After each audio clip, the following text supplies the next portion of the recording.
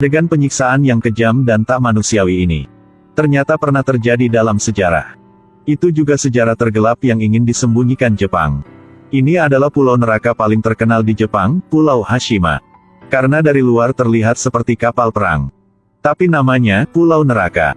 Total luasnya hanya 0,063 km persegi. Tapi telah berkumpul ribuan orang. Orang-orang ke sini.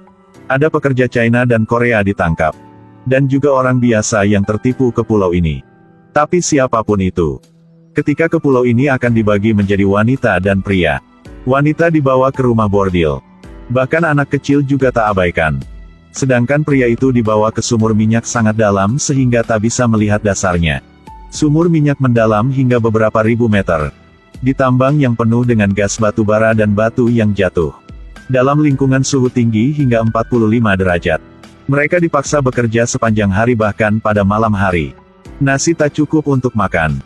Tetapi diperlakukan dengan kejam. Hanya berhenti kerja sejenak. Orang Jepang akan mengayunkan cambuk. Anak laki-laki ini mencoba menggali dinding biji di depannya. Tetapi sayangnya dia menabrak gas batu bara. Karena hidupnya, dia hanya bisa keluar dari sana. Tapi orang Jepang itu tak manusiawi. Memukul orang tanpa tanya alasan. Lalu paksa dia kembali ke tambang.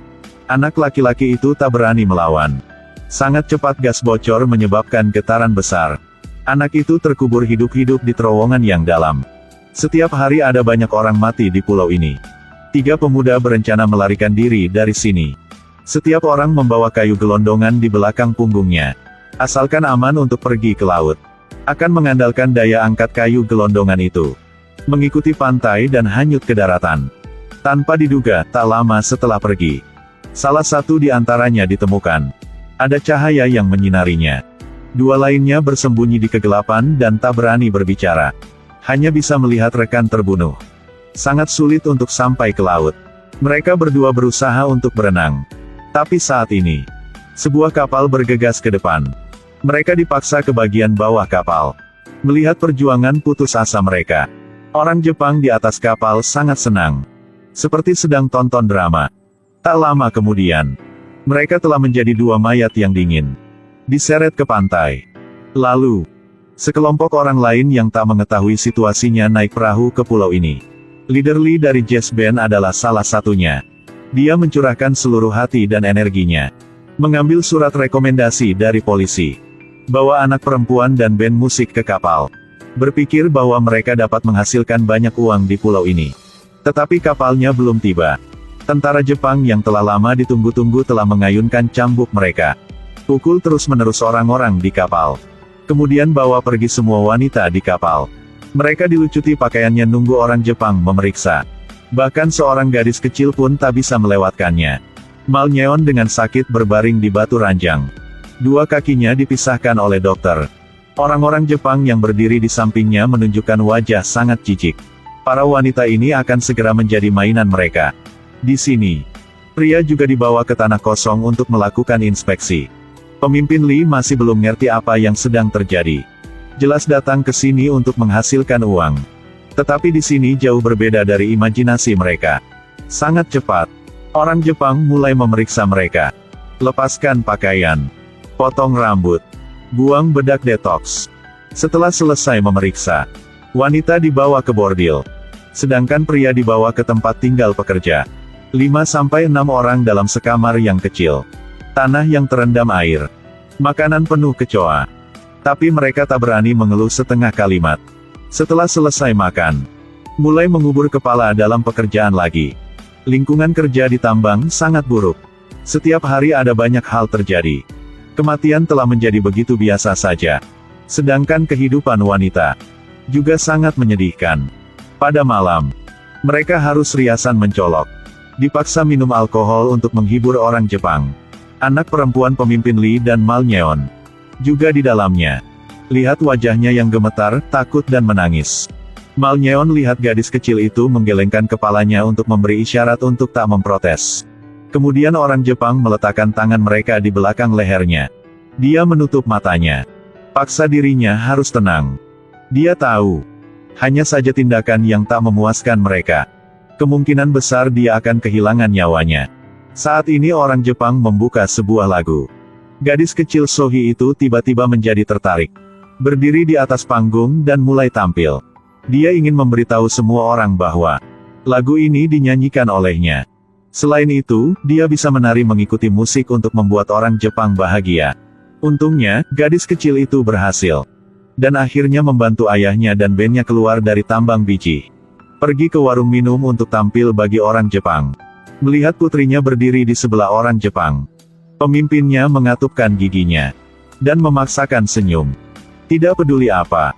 Dia tidak bisa meninggalkan kehidupan putrinya dan anggota band lainnya. Begitu saja, orang Jepang di pulau itu makan dan menari sepanjang malam. Sementara pekerja negara lain ditambang. Bekerja keras dengan keringat dan air mata. Sampai penampilan pria ini baru mengubah situasinya. Pria ini adalah agen tingkat tinggi Korea. Tetapi dibawa ke ladang minyak. Jepang akan segera dikalahkan. Mo Yang menerima perintah penyergapan di pulau kecil ini. Menyelamatkan orang yang dicalonkan presiden yang ditangkap di sini, Tuan Yun. Dia adalah orang yang paling dipercaya di sini. Setelah terhubung dengannya, Mo Yang sudah bertemu dengan pemimpin Lee. Dengan syarat dia dan putrinya akan keluar dari sini. Ingin dia memanfaatkan kesempatan untuk bekerja di warung. Untuk mencuri kunci telegraf. Sedangkan dia akan menggunakannya untuk berkomunikasi dengan luar. Namun saat Mo Yang hendak meninggalkan kantor pos, dia menemukan sebuah rahasia yang mengejutkan. Ternyata, Pak Yun telah berkhianat. Dan berkonspirasi dengan Jepang. Dirankas di kantor pos. Telah mencatat upah pekerja Korea. Tapi Mo Yang sudah menemukan. Setengah dari upah warga akan jatuh ke tangan Yun. Dan setengah lainnya akan pindah ke orang Jepang. Bahkan uang bantuan orang mati juga masuk ke rekeningnya. Tidak ada yang pernah melarikan diri di pulau itu sebelumnya. Alasannya adalah Yun dibalik manipulasinya. Dia menyemangati semua orang untuk melarikan diri. Tetapi dia memberitahu orang Jepang berita ini. Dia mengaku sebagai pemimpin para pekerja. Tetapi sebenarnya adalah mata-mata dari tentara Jepang. Tidak lama kemudiannya, militer AS menjatuhkan bom jenis baru di Hiroshima. Berita menyebar ke pulau. Orang Jepang tahu mereka akan kalah perang.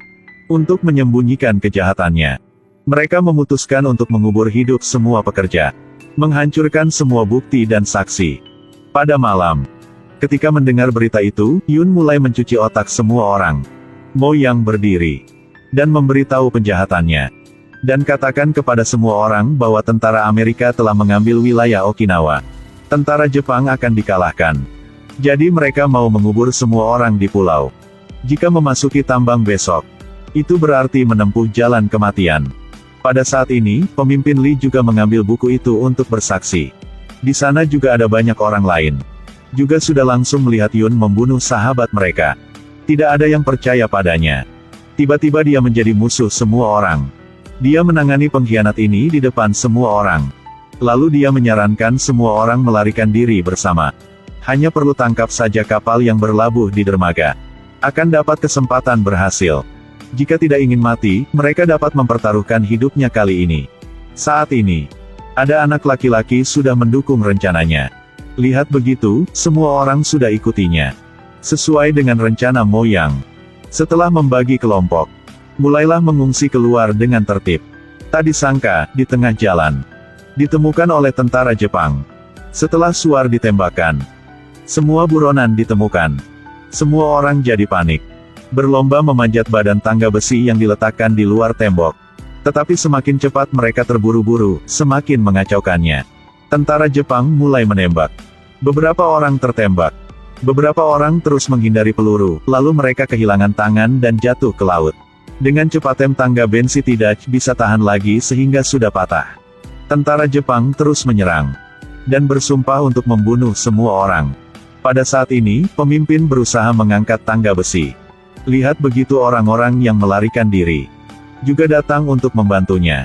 Dengan upaya semua orang, tangga besi telah didirikan di dinding. Mereka melompat ke laut dan naik ke kapal. Akhirnya para penyintas yang beruntung sedang dalam perjalanan kembali ke rumah.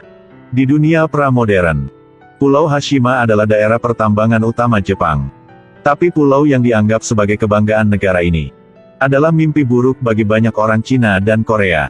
Di akhir film, semua orang yang berdiri di kapal menyaksikan bom atom yang dijatuhkan, mengakhiri semua kehidupan di pulau neraka itu. 今天的故事就到此结束，喜欢的话记得多多评论点赞哦，我们下期再见。